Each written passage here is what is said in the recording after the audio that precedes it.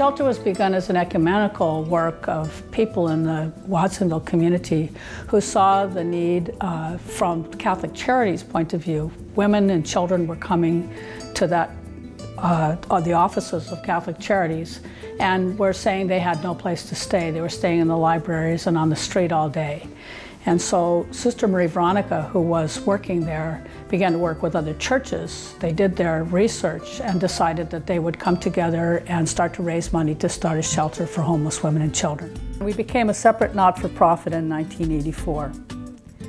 When we started, we lived in the same house with homeless women and children. In that situation, we learned that short-term shelter was not enough support to break the cycle of homelessness. This is something that's so needed, but it's being handled well. The situation of the needs of women and children, homeless women and children in our community, is something that we all feel very close to because we are a close community here in Watsonville. What first attracted me to the program was the skills that go with the sheltering. Although there's many worthy causes, including education and scholarships, it is my experience, until people are fed and have a safe place to live, it is really hard to teach them additional skills. And so we are really focused on the feeding and sheltering of the people that need it. I'd like to see the whole world in safe and affordable and happy lifestyle. But here we are, people in our own neighborhood who need housing. And housing is the most basic human need. Well, Pajaro Valley Shelter Services is not just an emergency shelter. It also takes families, one family at a time, encourages them to save money, to help their children, to find jobs and become contributing members of our society. This can take years, and I think that's what distinguishes us from other shelter operations. I think we're different because we are more of a helping hand, not just a handout.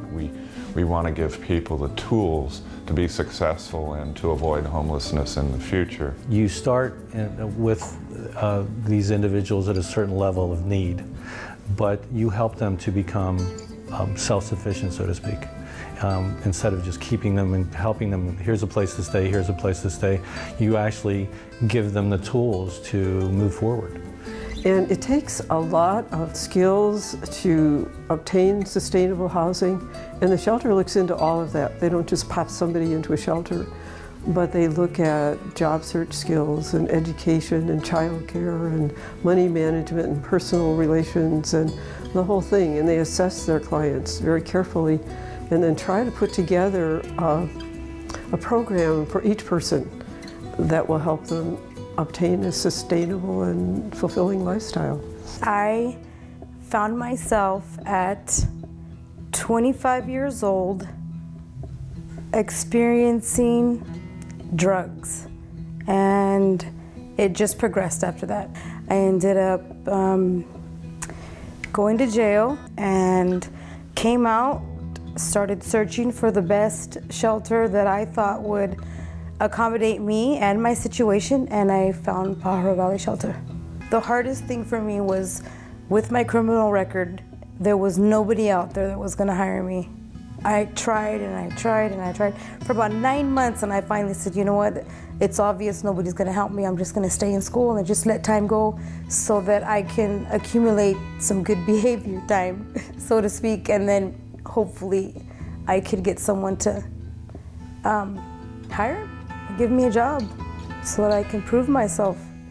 My criminal record is not that bad, but it's bad. It was bad enough for someone not to trust me. Because when you just came out of gangs or drug addiction, nobody trusts you, nobody cares for you, because the things you're doing or you have done. And this agency, they give me that, and they believe in me. So they give us that opportunity to start all over again, get back on our feet. And I'm real thankful for it. It was a great challenge, but overall it helped us tremendously, because after we left the program, we continued to save that money, and then we were able to purchase our own home, so that we still live in today. And if I wouldn't have had the support, the classes, the workshops, you know, pushing me, encouraging me that, yeah, you can do it, yeah, you can do it, I don't think I would have came that far. I think I might have, you know, accomplished some things, but as far as I've come, I don't think I could have done it all by myself if I weren't in the program. It's all about relationships. And one of the things that helps us here is the community could come in and see what we do. We're very transparent. And they also, most people in the community like the fact that we have a program that really has a structure for the families and, in a sense, asks them to step forward and be better than they are when they came in.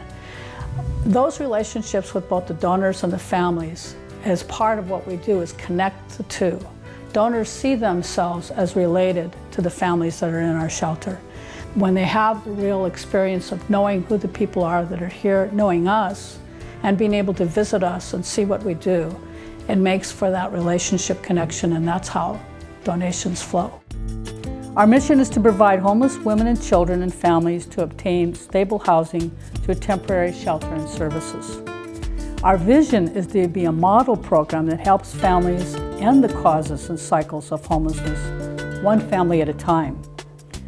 Our program of education and intensive case management helps families identify the barriers to stable housing, set goals to improve their situation, and develop attitudes and skills that move them to improved personal and economic self-sufficiency and helps them maintain stable housing. For more information, visit our website at www.pvshelter.org.